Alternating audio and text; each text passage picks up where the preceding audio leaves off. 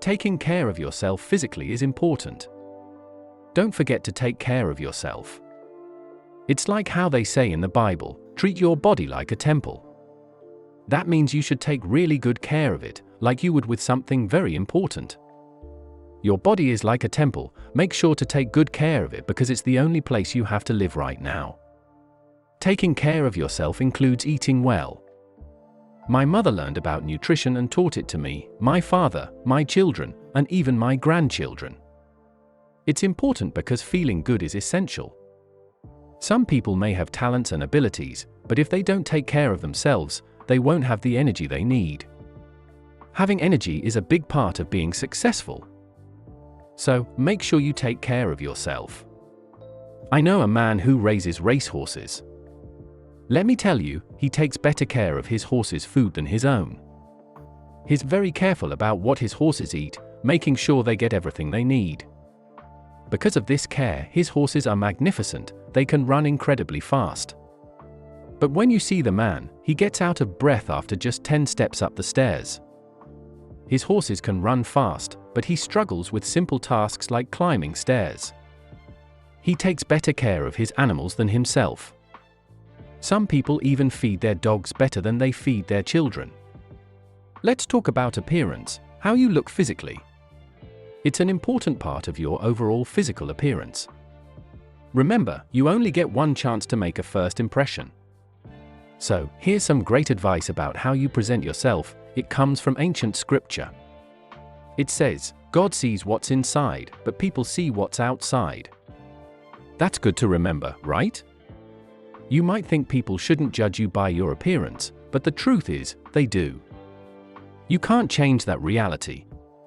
Of course, once people get to know you, they'll judge you based on more than just your appearance. But at first, they're going to notice how you look. Here's some important advice. Make sure how you are inside matches how you are outside.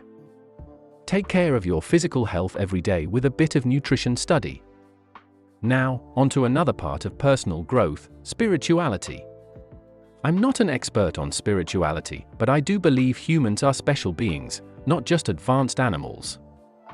That's just what I believe personally, and you don't have to agree. But here's what I suggest: if you believe in spirituality in any way, learn about it and practice it. Don't ignore your values or virtues. If spirituality matters to you, my advice is to learn about it and practice it regularly. Don't let it go unstudied or neglected. If you believe, that's my best advice on the spiritual side.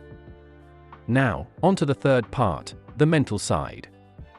A big part of personal growth is developing mentally, learning, studying, growing, and changing.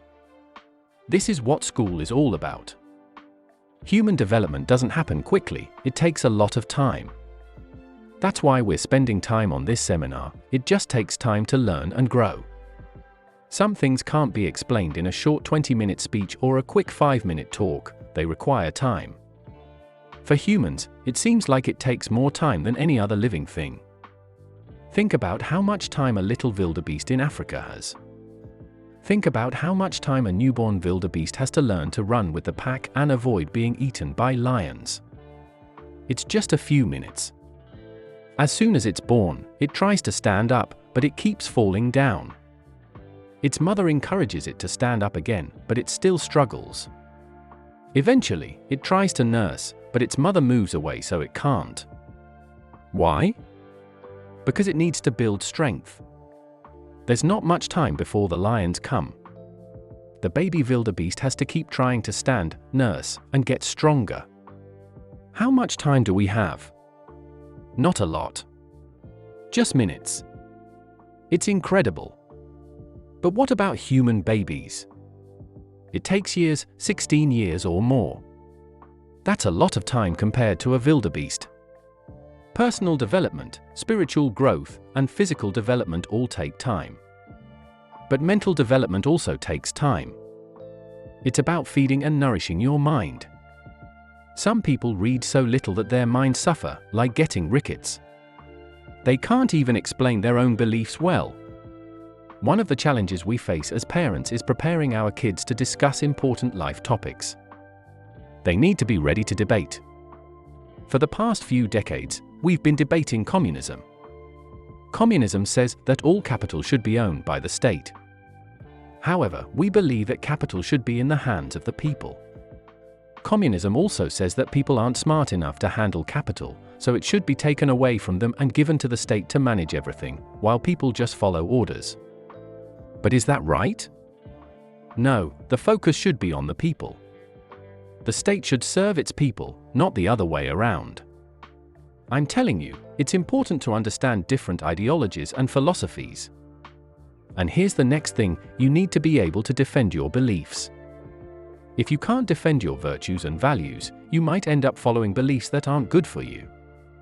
We need to help our teenagers and kids learn to discuss important topics like politics, society, religion, spirituality, nutrition, economics, and more. We need to prepare ourselves, not just physically or spiritually, but mentally too. That's where Chef helped me prepare mentally, by developing a philosophy and being able to defend my beliefs.